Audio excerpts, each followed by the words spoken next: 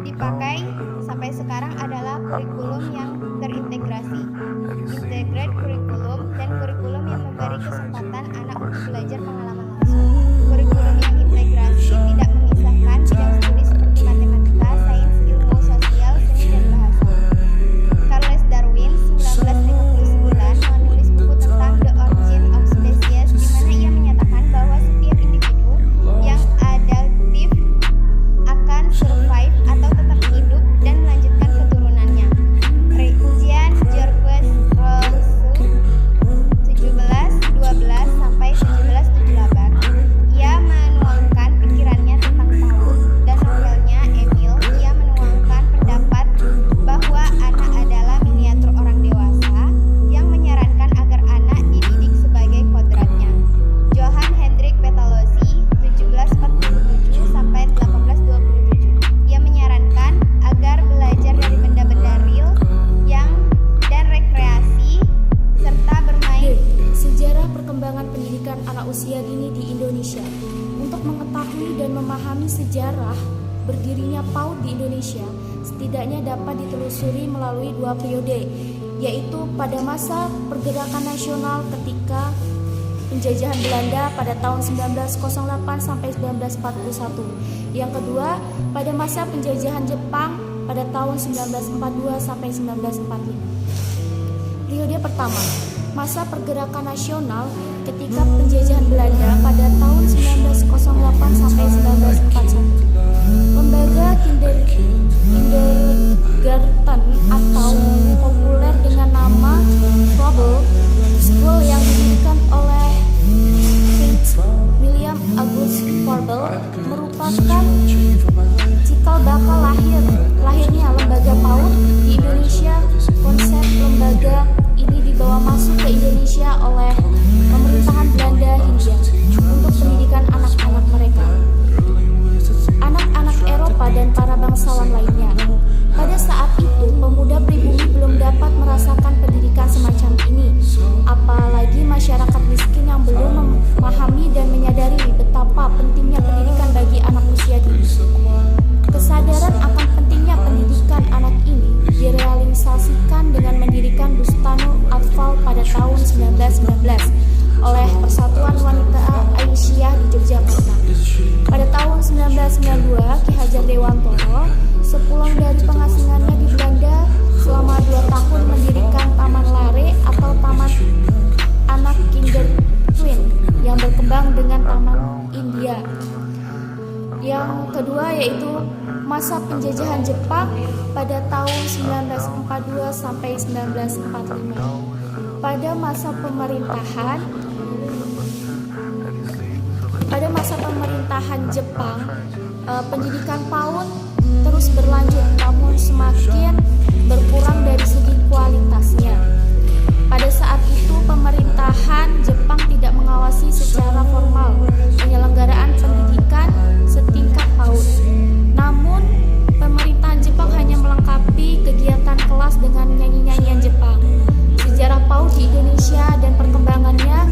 Memahami sejarah PAUD di Indonesia sama halnya dengan memahami perjalanan panjang dinamika dan pasang surut pendidikan di Indonesia. Kehadiran PAUD di Indonesia sesungguhnya dimulai sejak sebelum kemerdekaan. Pada masa ini setidaknya dapat ditelusuri melalui 2 periode, yaitu penjajahan Belanda pada tahun 1908 sampai 1941 dan masa penjajahan Jepang pada tahun 1942 sampai 1945. Namun demikian, keberadaan PAUD di Indonesia tidak terlepas dari perkembangan PAUD di dunia internasional. C. Tokoh-tokoh PAUD di dunia.